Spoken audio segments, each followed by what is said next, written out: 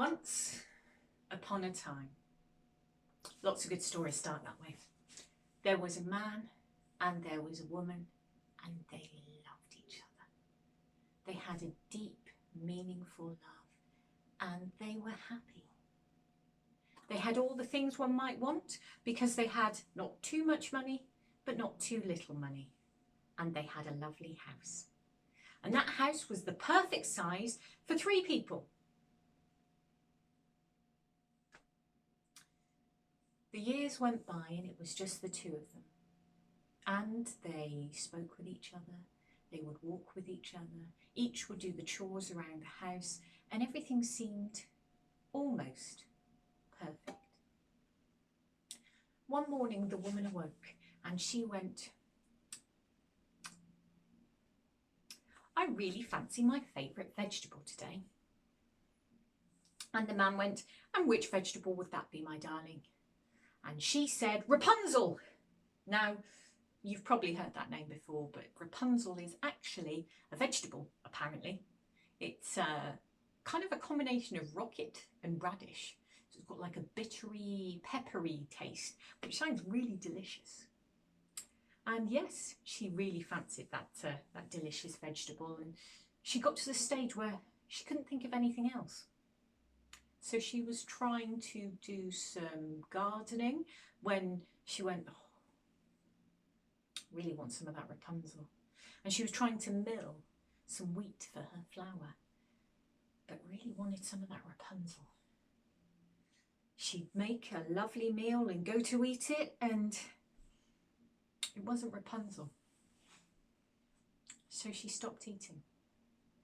She couldn't think of anything else. And as she started to get thinner, the man started to try and find a way to help her.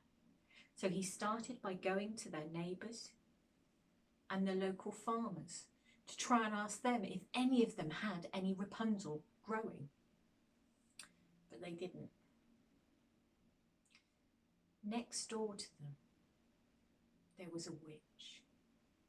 Now that witch had an amazing vegetable garden with every kind of vegetable you could dream of, including Rapunzel. But the thing is the man was scared of the witch. He was terrified. He didn't dare to go and knock on her door and ask her. And so what he did is he waited until it was dark. And he hopped over the big fence that surrounded her garden. He grabbed a handful of the delicious Rapunzel, hopped back over, gave it to the woman, and the woman was overjoyed. She ate it all up. And you would think that that would be enough, you know, craving assuaged, all is good, but it wasn't. She couldn't stop thinking, "I really want some more." And so she said to the man, "My darling, my love, please can you get me some more? Because if you don't, I fear I shall die." Seems a bit melodramatic to me, but you know, we all have our foibles. So the man, not wanting to upset the woman, decided, "I'll give it a go." So he waited until it was dark once again, jumped over the fence and landed to be met by the witch. Now the witch was angry. This was her garden, this was her vegetables. How dare this man walk into her territory and try and take her things? She was incandescent with rage. "How dare you?" And the man said, "I'm really sorry. It's because the woman, she was really hungry and she really wanted some of the Rapunzel and she's got a craving and I didn't really know what to do." And so the witch said, "I'll do you a deal. You, the man, have your woman who you love, and she has you, and she loves you. I have nobody. When your child is born, give her to me. And then you can have as much Rapunzel as you want." What could the man do? The wife had told him that without the vegetables she would die. And so he made a bargain. He shook the witch's hand And throughout the rest of her pregnancy, the woman had as much Rapunzel as she wanted. And she gorged herself on it and had a lovely, perfectly healthy pregnancy. And then when the baby was born, the witch immediately appeared out of nowhere and took the baby. And she raised her in the house next door, never telling her who her true mum and dad were. She raised her for years and years, till she was about 12 years old. Now, when that little baby was about 12, the witch thought, I know the ways of men. This young girl is beautiful. She has golden hair and a golden voice and an amazing face. I cannot trust men, and I will not trust them around my daughter. And so she used her magic to whip Rapunzel away, all the way to a tower with no doors, just high walls and a beautiful room at the top. And the witch equipped that room with all kinds of things, lots of books, things to spin, things to cook, things to do. And the plan was, all through the day, Rapunzel could sing and spin and do anything she wanted. And then, in the night, the witch would return home, they would eat a lovely evening meal together, and then sleep soundly. And it went that way for a few more years, and they were pretty content. But one day, Rapunzel was happily singing. Now, I've spent a bit of time on my own in a kind of jail cell because of my job. And I can tell you that you will sing a lot when you're on your own, because it helps keep you company. And she was singing and she felt quite content. But little did she know that a prince from the next kingdom along had been riding his horse throughout the forest on his adventures. Now he got to the forest surrounding the castle and stopped, because he could hear that beautiful singing voice, and it was stunning. He stayed there for the rest of the day just listening to her singing. Beautiful.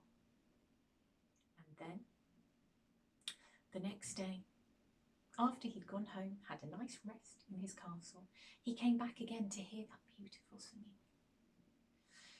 And he rode around the tower. He rode around and around and around and desperately tried to find some method of ingress, but there was no way in, which really confused him. But he'd go back there every day because he wanted to hear that beautiful singing voice. Now, after a week or so of this, he happened to fall asleep at the base of a tree. And when he woke up, it was twilight, the time between light and dark, the in-between time when anything can happen. And as he went to mount upon his horse and leave and go back to his kingdom, he heard, "Rapunzel, Rapunzel, let down your hair," and saw from the tower window beautiful long golden hair, longer than mine, all the way to the floor, fall out of the tower. And then a hideous witch climb her way up that hair until she made her way in. And he then knew the secret. So he returned home to his kingdom, woke up the next morning, rode his way there, made sure that the witch had left to go and tend to her garden for the day, and cried out, "Rapunzel, Rapunzel, let down your hair." And he climbed his way up. Now Rapunzel had no recollection of ever meeting a man before. Can you imagine that level of consternation when suddenly there's a stranger in your home? But he seemed charming and pleasant, and so they talked. And then he told her that a normal greeting was to kiss, and they kissed. And she found that was actually rather nice. And they spent time together. They spent time together as lovers do, for they had fallen in love. That night he left and she hatched a plan to get silk sheets and to tie them together like a braid, like her hair, so that she too could leave the tower and be with the prince. Now, a few months later, Mother Gothel was tending to Rapunzel and helping her get into her dress. And she noticed that the stays were rather tight. And she realised exactly why those stays were rather tight. You see, Rapunzel was expecting. The fruits of her love for the prince were growing within her. So the witch did exactly what one would do. She cut all of Rapunzel's hair off and whisked her away to a desert. She placed her in that desert, made her way back, and tied the hair around a hook. The next morning the prince returned, called his line, Rapunzel, Rapunzel, let down your hair, and he saw the hair fall and he climbed up that hair to be met by a witch. That wasn't what he expected. An aged, crooked crone. And the witch said, I've caught you. You have despoiled my property, how dare you? And she threw him from the tower. His fall was broken. He did not die. His body was not ruined. His fall was broken by thorns that were growing at the base of the tower. And those thorns saved his body, but punctured his eyes. And so he wandered in darkness. No sight, only sound. He wandered for months, until he got to a desert, when he heard a familiar voice singing a lullaby. And that familiar voice, he drew close, and Rapunzel, nursing her child, looked up and saw the prince, and she was so happy. She'd found him, the man she loved, and so she ran towards him and held him gently, for the baby was still quite young, but she held him and he held her, and they felt complete. She cried in her happiness. She was so happy to finally have reunited with the one for her. And her tears fell upon his eyes, and suddenly his sight was restored. And he held her, he looked upon the face of his child, and he was overjoyed. And he walked with his love, with his child, all the way back to his kingdom, where he was greeted with such joy by his father and his mother. For he had been gone so long they had thought him dead. They welcomed him home. They welcomed Rapunzel, and they welcomed the child. And as far as we know, they all lived happily